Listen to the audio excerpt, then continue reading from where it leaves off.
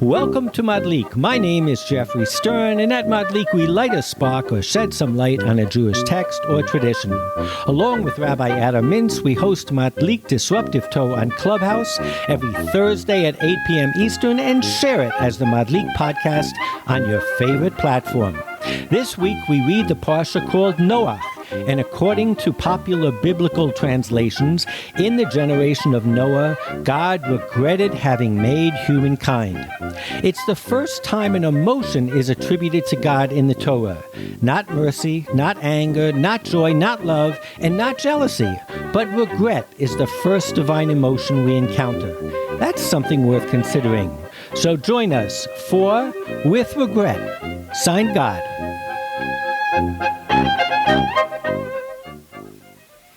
Well, welcome back, Rabbi Adam. It's great to have you back. We certainly missed you.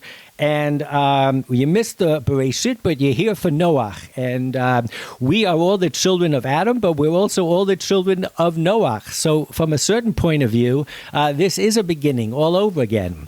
And as I said in the intro, I surprised myself. I was always intrigued by this verse that we're going to start with, where God regrets having made humans on the earth. But I was surprised myself in the sense that it is the first emotion that is ever attributed to God. Maybe I'm wrong, but I went back from the beginning and read all the way up to our parsha. It says God said, it says God did, and there are emotions attributed to God. I mean, there's jealousy, there's anger, there's all sorts of things. But here is the first time an emotion is associated with God, and we're going to spend some time defining it. But any way you defined it, Vayinachem Hashem, God was, let's say, regretted. It's the first emotion attributed to God. That's a pretty big moment. Do you agree? That's a pretty big moment. And don't lose the fact that Vayinachem means he regretted is the same word as Noah.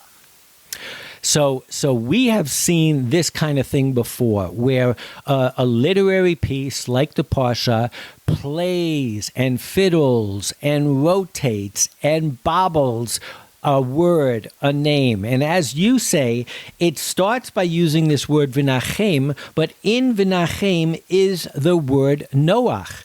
And we'll see when we read the whole Parsha, not tonight, but when you go ahead and read the whole Parsha, you'll see that it continues when the dove gets cast out and they're looking for dry land.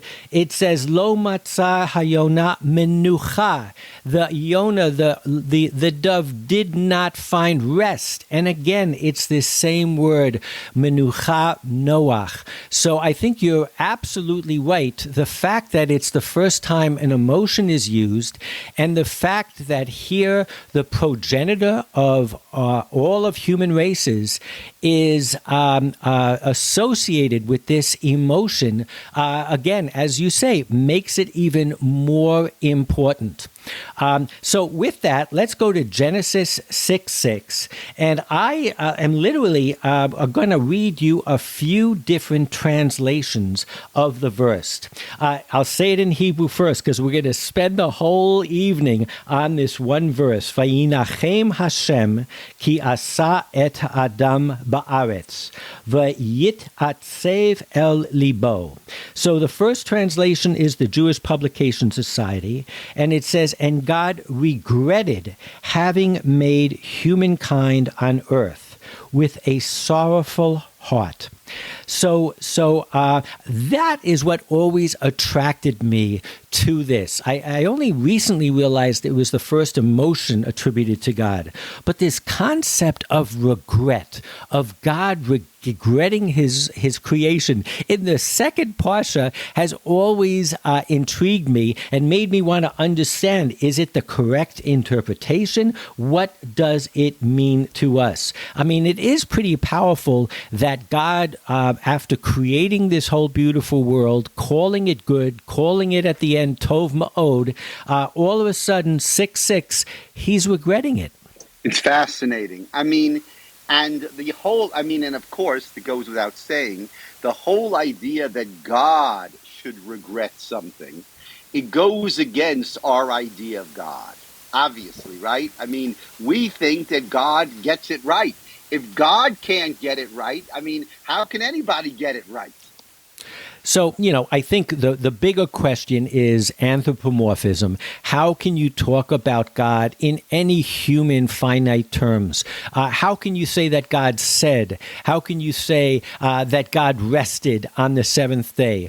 But certainly when you get to emotions, it raises the ante a little bit. And when God is regretting something, our Western, I would say Greek philosophically influenced concept of God is he or she is perfect. So how can something perfect make a mistake? Because isn't that the basis of regret? So I think we'll see in the commentaries, or in the translations, I should say, that maybe there's a little bit of sensitivity to translating it as regret. So if we go to Everett Fox, he says, and God was sorry that he had made humankind on earth, and it pained his heart. So we really need to focus on two words here. One is v'yinachem, and the other is vayit'atzev. And here, Fox says v'yinachem means to be sorry, and v'yit'atzev, not, if you noticed in the JPS, it said the second word was with a sorrowful heart. He says it's a pained heart. But what I think just getting to these two verses is there are many times, especially in Psalms, where the way the Bible tries to convey the sense of a word is almost use synonyms, is almost to say the same thing twice. A lot of times the rabbi try to parse it and say, well, why did it say it twice? It must have different meanings. But I think you'll agree with me that many times you don't have to say it means something different, that we can learn from what one word is, what the other word is. And here we have in these two translations a perfect example of that, because the first translation talks about with a sorrowful heart. That's how it translates vayitatsev libo. And the second translation of Fox translates v'yinachem Hashem as and God was sorry. So certainly we are getting more nuance about what this regret is. It's regret. It's sorrowful. When you regret something, I think the implication is you think you could have done it differently. And when you're sorry about something, I'm not sure the implication is always that you could have done it differently. Certainly when you're pained by something, it just hurts. So I do think we're getting some more nuances, don't you? Yeah, well, I mean, let's start at the beginning. And God was sorry, and he was pained. Now, isn't that obvious? When you're sorry about something, then you're upset about it. What does the Torah tell you? The Torah seems to suggest that maybe God was sorry, but that maybe God wasn't pained by it because God is God and God can do everything. And therefore, if God decided to do it, he wasn't sorry about it. He was satisfied with the way that it worked out. But it really turns God into a person by saying that God was sorry, and that being sorry led him to feel badly about it, right? Means both pieces are important because they kind of emphasize what we're talking about. Yeah, no question. The two words can amplify each other, but they can also be a progression. We're not sure yet. You go to the Koran Jerusalem Bible, and it says, "And the Lord repented that he had made man on earth, and it grieved him in his heart." So I think repented all of a sudden starts to be, it's really a human type of term. And as you said before, it strikes us as odd, but it sounds like he's going to do something about it. Being sorry about something, being pained about something, you don't necessarily get a sense that you can do or you need to do something. But when you repented about something, then we start to get this feeling of maybe he's going to do something. It's a forecasting of the rest of the parsha, which of course we know is full of a lot of action as a result of this emotion that God is feeling. The Mitzudat Chumash says Adonai was comforted that he had made man on earth, and he grieved in his heart. So here is the one that uses Vinachem in the way I think most of us would take it from a number of perspectives. You mentioned at the outset that the word Vinachem has the word Noach in it. Noach would typically mean the comforter, would it not? Noah was the fixer. Noah was the guy who, or as regretful as God was about the rest of the world, Noah was the one who he could cast his lot with. We talked about the Yonah, the dove, finding a resting place. Again, that comes from finding comfort, finding a happy place, finding a place to lay one's head. If we want to talk about comfort, nowadays, when God forbid somebody passes away and you go to the house of mourning, you are menachem avelim. You are consoling the mourners, and there's a prescription that you need to say, V'yenachem Hashem etchem, that God should comfort you. So that would be the most natural translation, but it's very hard to read in the verse, isn't it? That God was comforted that he had made man on earth, and he grieved in his heart. It's a hard read. How do you make any sense of that? But it's worse than, right. The hard read is not that the word Vayinachem can mean and he was comforted. That clearly is a legitimate explanation. But how do you explain the second half of the pasuk? If he was comforted, then why was he grieved? I mean, I don't even understand what the Mitzuda Chumash, how it's explaining the verse. What does it mean? He was comforted, but he was grieved. How does that work? Is that a progression that initially he was comforted and then he grieved? Is that what it's saying? I guess you could make the case that when you grieve, that is part of the process of getting over one's pain. But the question is much better than the answer. I think Rashi, and there is a commentary that is based on Rashi that I'm going to read next, comes up with a little bit of an answer.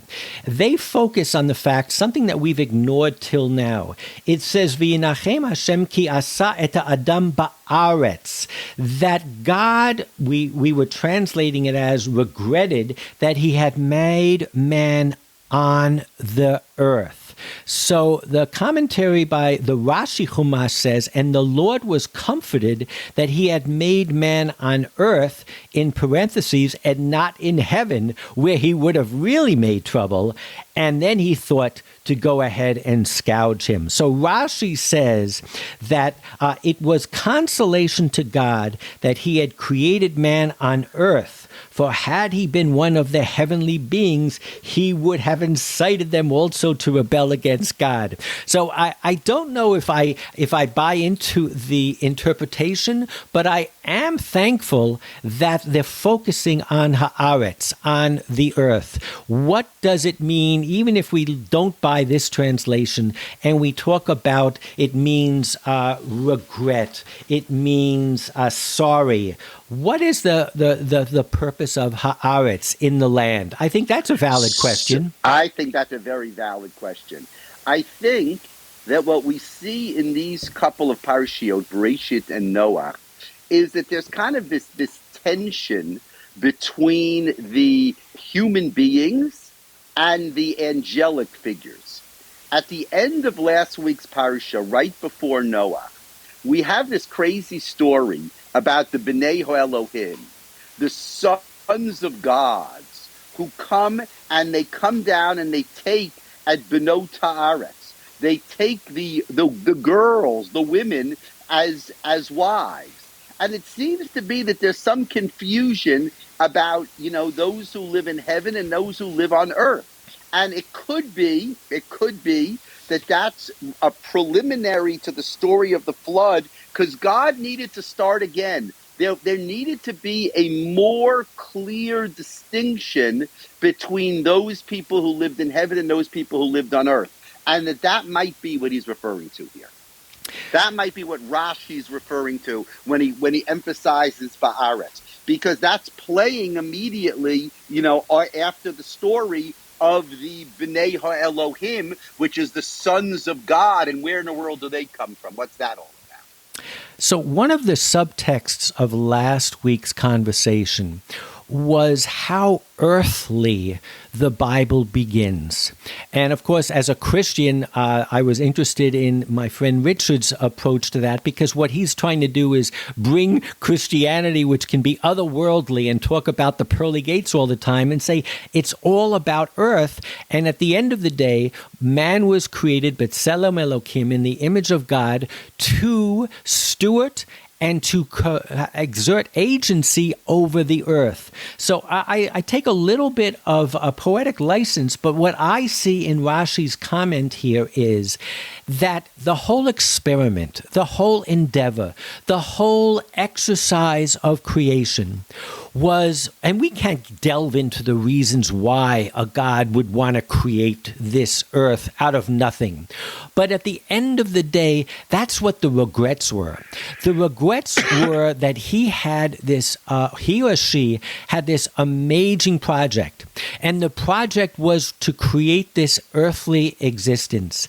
And that's whatever God was doing before that, no regrets. But this project, this so earthly project, that is all we know, God regretted it. So from that perspective, I'm at the same time very much with Rashi.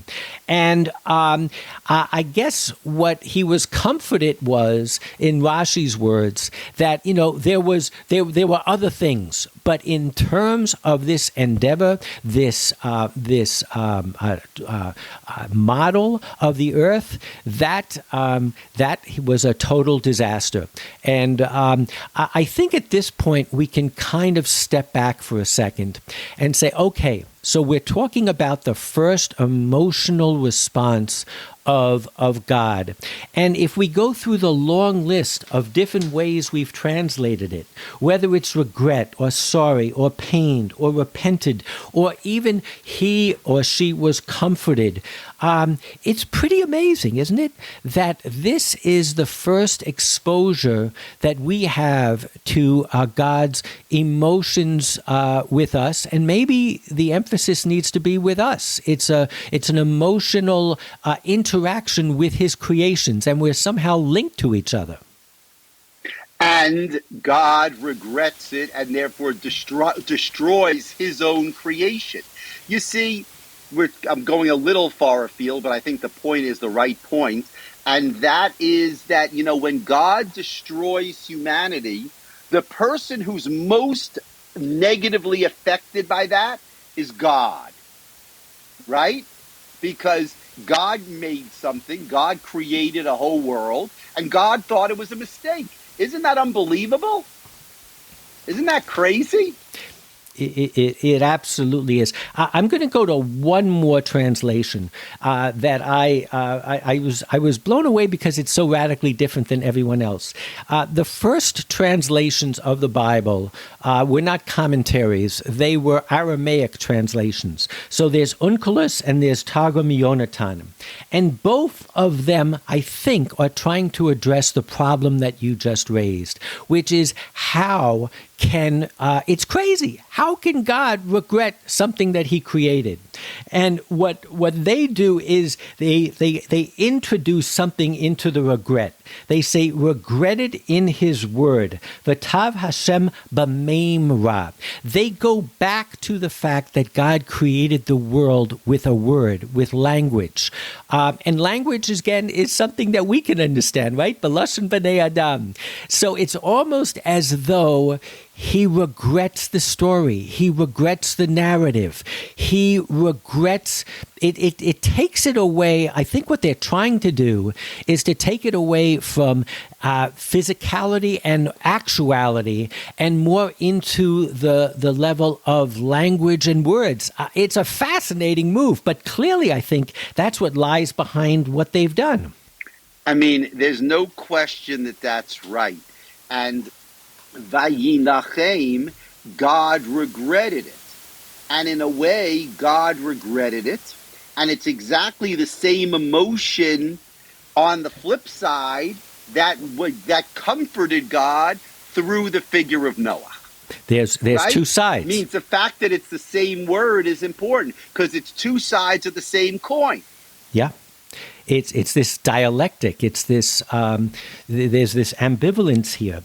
So I said at the beginning that we're really talking about two words, and I want to move a little bit to the second word, which is vayinatsev, and that, as we have seen, has also been translated in multiple ways: pained, grieved, is the most normal translation. It's an amazing word because if you go back to Genesis 3, when man and woman sins for the first time, and they're punished. In Genesis 3:16, it says, "To the woman he said, I will multiply your pain from your pregnancy.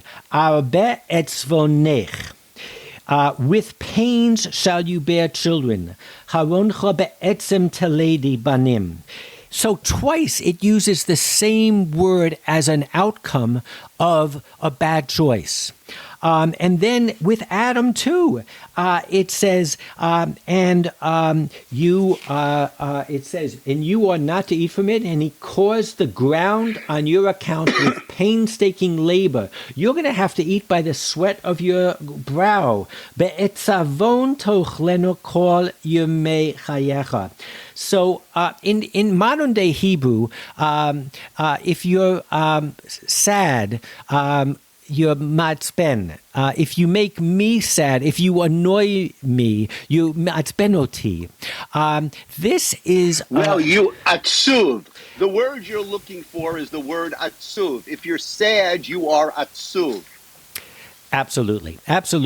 And so it's fascinating that that same word, which was used as the outcome of Adam and Eve's first sin, is also applied to God when he recognizes that his experiment has gone awry. It kind of emphasizes what we were saying before, which is that there's this kind of there God and his creations or her creations are linked, are joined, and the pain that is suffered by man when he falls short is also suffered by God when he falls short. And maybe from that point of view, it's not so strange that this is the first emotion that we find attributed to God. It's a reflection of falling short. And therefore, God regrets creating man. God feels as if he fell short. And I said at the beginning that it was amazing that the first emotion was not love, it was not jealousy, it was not anger, it wasn't mercy. But I have to take that back a little bit, because mercy is rachem, and that too is related to nachem. So there is this symbiotic relationship where, for better or worse, God has created this creation. And as the creator, he is inextricably linked to the creation. And that's what we find in chapter 2, that God is part of this story. He's a part of our story. And he or she can't get out of it. And we're in it kind of together. And that becomes kind of fascinating. And that ties in what Onkelos and the Targum Yonatan was saying, is it's about this story. It's about the words. I find that fascinating.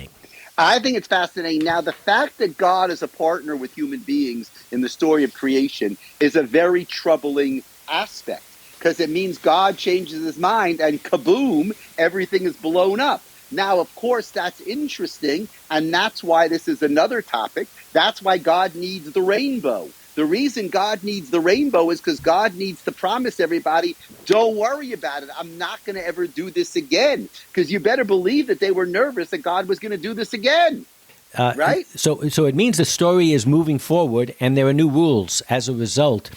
Chapter 3 is going to be different than Chapter 2. There's a progression. There are new rules for God, and after Noah leaves the ark, there are new rules for human beings. That human beings, they're not going to live together with the animals. They're going to eat the animals. They're not allowed to eat other, but they can't eat animals that are still alive. There are a certain set of rules, because I think that the story in last week's Parasha of Creation, there weren't quite enough rules. It was kind of a free-for-all. And that's what you have, the B'nai Elohim. You have the children of God coming down. That's all too complicated. That's not the way it's supposed to be.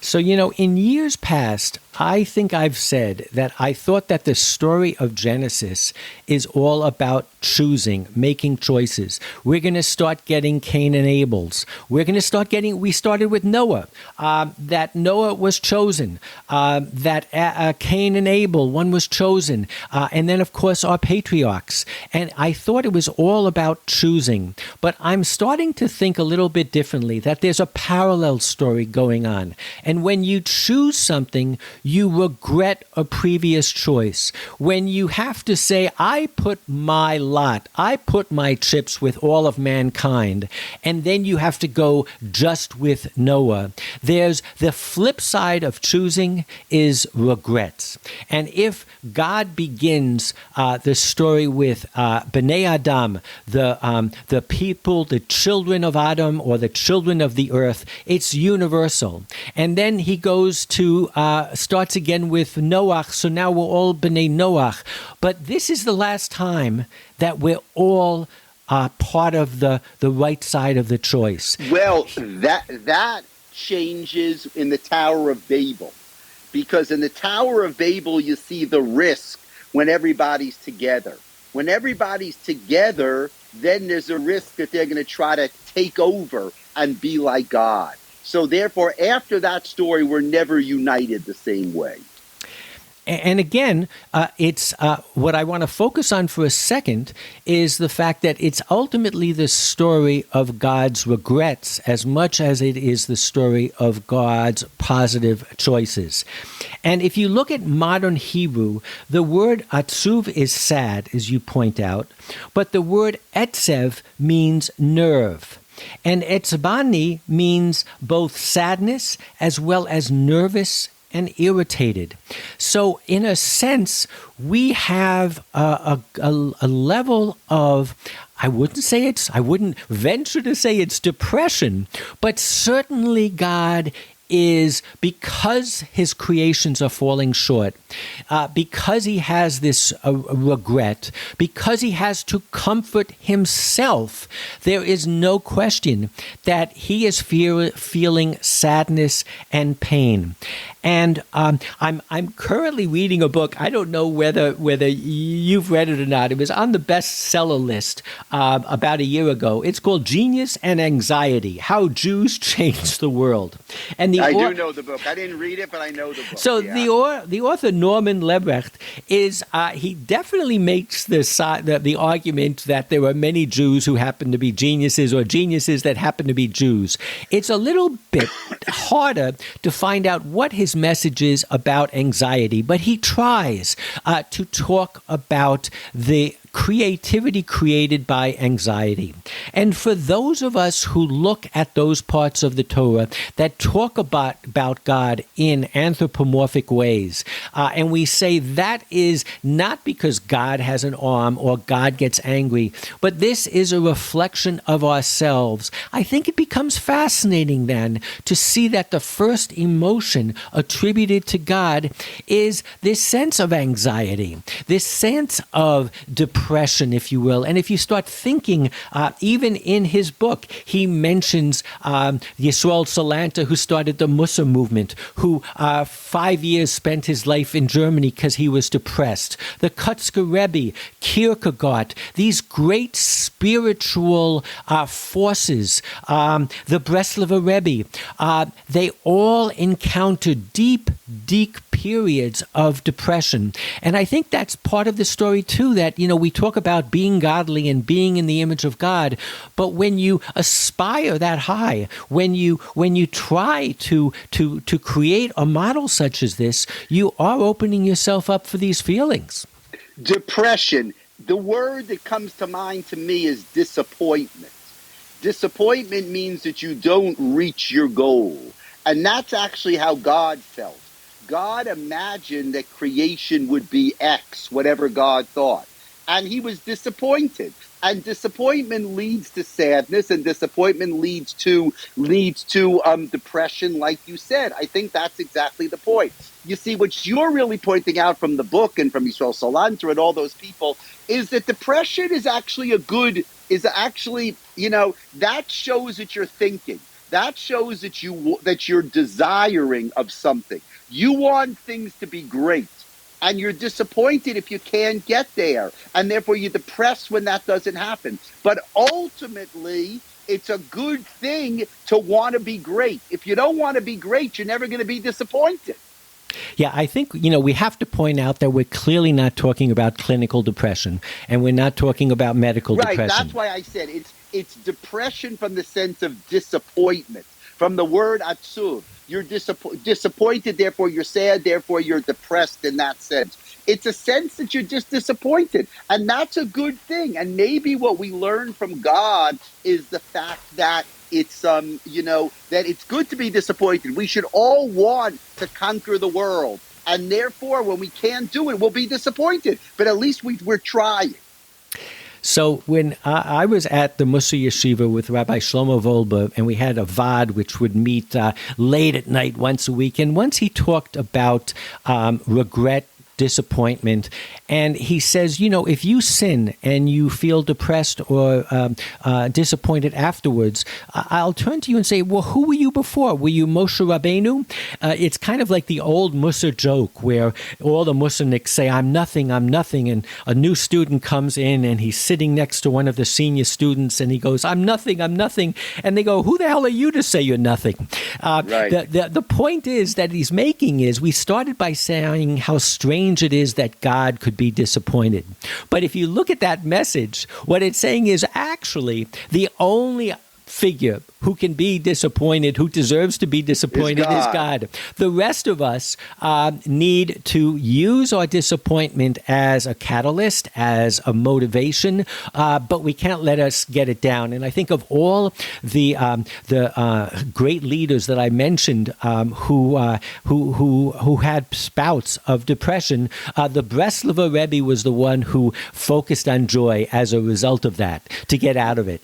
So I think it's fascinating. That's a great twist to the discussion. So we started with a hard verse about God, and we turned it around to talk about what we need to do and how we need to turn that depression into joy. I think that's a great lesson for Parshat Noach. It's great to be back.